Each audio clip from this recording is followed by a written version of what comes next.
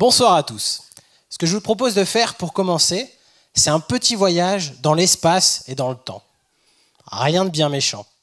Quelques milliards d'années et quelques milliards de kilomètres à la recherche d'une partie manquante de l'univers. Mais comme il n'y a plus de sous dans la recherche, on va devoir voyager sans bouger d'ici et en faisant travailler notre imagination.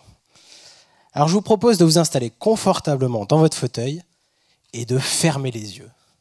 Oui, n'ayez pas peur, allez-y, fermez les yeux. Vous êtes prêts ?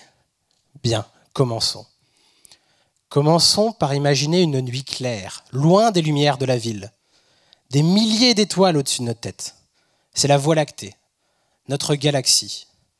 Mais si on s'échappe de la Voie lactée, qu'on regarde plus haut, plus loin, on peut apercevoir de nouveaux points blancs qui sont chacun de nouvelles galaxies, chacune composée de milliards d'étoiles. Vous le voyez, ce champ de galaxies, de points lumineux entourés de vide ? Bien.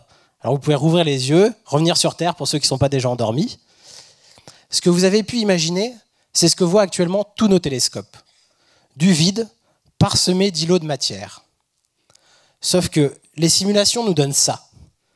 Une immense toile cosmique.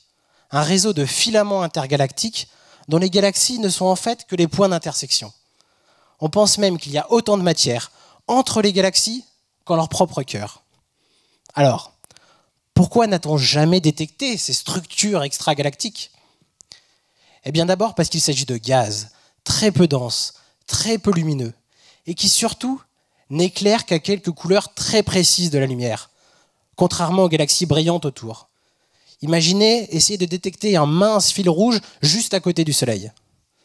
Alors, on peut essayer de filtrer la lumière, de regarder l'univers en rose ou en bleu pour essayer d'apercevoir ce gaz unicolore.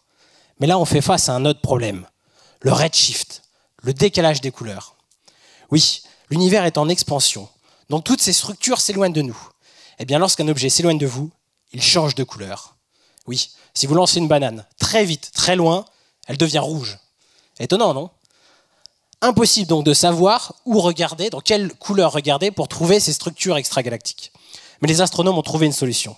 Ils ont inventé un instrument, MUSE, capable d'observer l'univers en plus de 3000 couleurs différentes. Alors ça fait beaucoup de données à explorer. Et c'est là que j'interviens.